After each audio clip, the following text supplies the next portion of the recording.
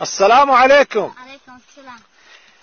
قل لي انت ايش تسوي فاين حظك بهالقناة؟ شلون عايش هيجي؟ الحمد لله حالي حال هالمسلمين. يعني انت الحين مسلم؟ نعم اكيد مسلم. زين الحين اسألك سؤالات، اذا جاوبت وانت مسلم صحيح انطيك الهاتف، واذا ما جاوبت ترى اخذ منك كبش. قبلان بعدين ما فيها ترجيع ابد. هذا كأنه مساطر حجي، كأنه يريد ياخذ الهاتف. يلا نسألك. اسألك اول شيء، ما دينك؟ الاسلام. من ربك؟ الله. ومن نبيك؟ محمد صلى الله عليه وسلم. محمد. ما كتابك؟ القرآن الكريم. ما قبلتك؟ الكعبة.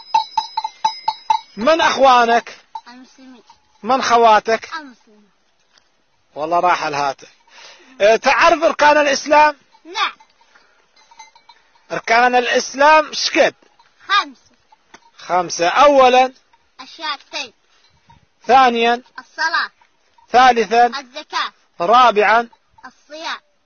خامسا حج بيت الله من استطاع اليه سبيل. راح الهاتف. زين اركان الايمان تعرفين؟ نعم. كم ركن؟ 6. 6. ايش يقول انت نشوف؟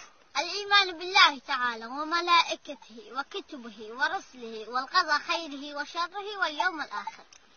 جزاك الله خير. والله راح الهاتف. اسمع خل نسأله النوبلة يروح الهاتف. زين اخوي تعرف نسب نبيك؟ نعم. من هو؟ هو نبينا الكريم محمد بن عبد الله بن عبد المطلب بن هاشم بن عبد المناف بن قصي بن كلاب بن مرة بن كعب بن لؤي بن قالب بن فهر بن بكافي ابن حلال. هذا وصلتني على اسماعيل عليه السلام.